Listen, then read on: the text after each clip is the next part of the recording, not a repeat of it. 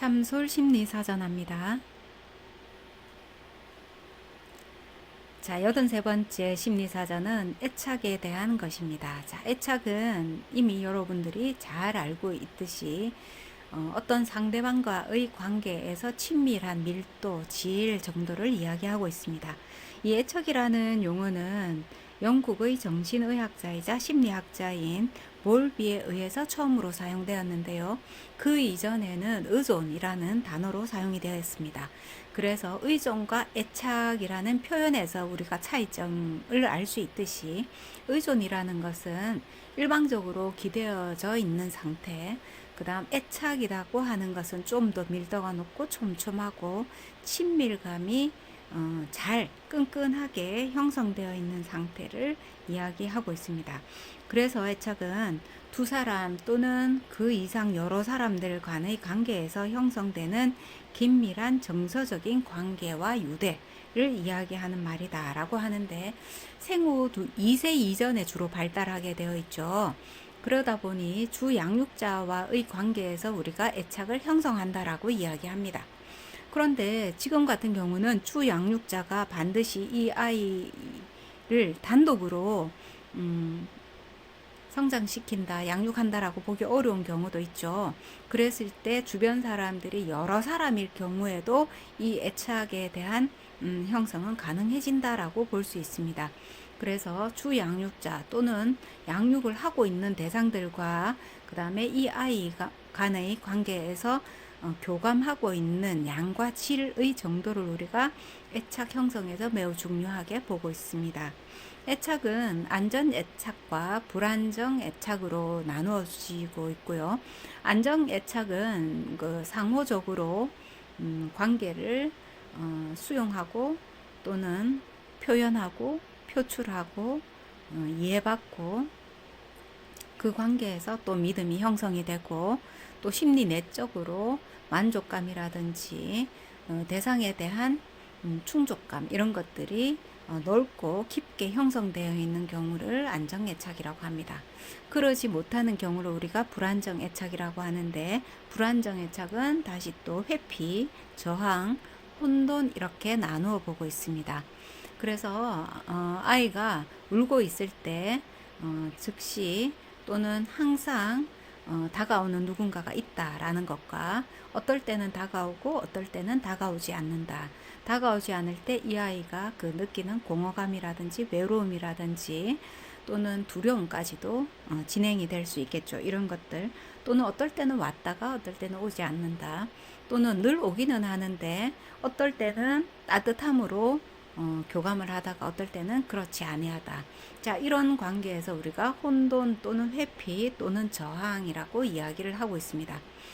양육자가 이러한 불안정한 여러 가지 모습을 보여줌으로 인해서 이 아이는 항상 만족감이라든지 또는 내적 충족감이 낮아질 수밖에 없겠죠.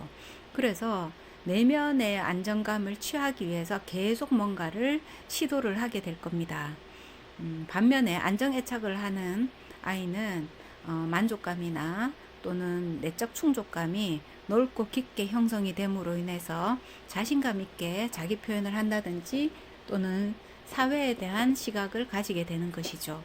그랬을 때 우리가 안정애착을 하는 경험한 그 아이는 사회생활에서 긍정성이 좀 더 나타나게 되고, 불안정한 애착을 경험한 아이는 사회생활에서 뭔지 모르게 계속 도전하고 시도하고 또 무모한 행동을 때로 하기도 하고 자극을 사용하기도 하고, 그래서 다른 사람을 혼란에 오히려 또 빠뜨리기도 하는 그러한 모습을 보이기도 합니다. 자, 그러면 우리가 어릴 때 그 시기에 안정애착을 못한 사람이 성인이 되어서도 안정애착을 못한 채로 계속 살아가는가 라는 점에서 봤을 때는 그렇지 아니하다라고 볼 수 있습니다. 물론 주 양육자이든 그 매우 1대1의 관계에서 긴밀하게 형성이 되어 있으면 좋겠지만, 그렇지 않다 하더라도 충분히 우리가 성장하고 발달하면서 자기 자신과 잘 부합하는 대상과 애착을 형성할 수 있습니다. 자, 단지 애착이 적절한 시기에 형성이 되었더라면은 그 이후에 발달에 긍정적인 시너지가 더 많이 나타난다. 또는 그렇지 않다 하면은 조금 더디지만 여러 가지 문제 상황이 발생할 가능성이 더 높지만 그래도 애착을 영원히 갖지 못한 사람은 없다. 이렇게 이야기를 할 수 있는 것이죠. 볼비는 여러 가지 실험을 통해서도 이 애착이라는 단어 또는 애착 관계에서 나타나는 긍정성과 부정성에 대해서 가시적인 그러한 연구 결과를 제안해 놓기도 하였습니다.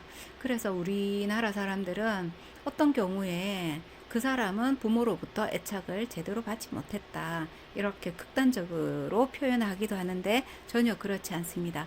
꼭 사람이 아니어도 되고 우리가 애완동물이라든지 식물이라든지 또는 어떤 사물이라든지 그 누구와도 충분히 애착은 형성할 수 있다. 라는 것으로 이야기할 수 있겠죠. 단순하게 주 양육자가 있다 없다 어떻게 했다라는 선에서 넘어서 이 아이가 성장하는 환경 전반에 걸쳐서 이 아이가 애착을 가질 만한 충분한 교감과 또는 그 교감을 통해서 만족감을 가질 만한 환경이 제공되었는가 그렇지 아니한가 또는 이 아이 기질적인 특성에 의해서 그 환경을 스스로 잘 수용하는가 그렇지 아니한가에 따라서 다르다라는 것을 이야기할 수 있습니다. 단순하게 볼 문제가 아닌데요. 그럼에도 불구하고 우리가 애착은 매우 중요하게 생각을 하고 그래서 만 3세 이전까지는 주 양육자가 그 아이를 양육하는 것이 가장 바람직하다라고 이야기를 하고 있습니다.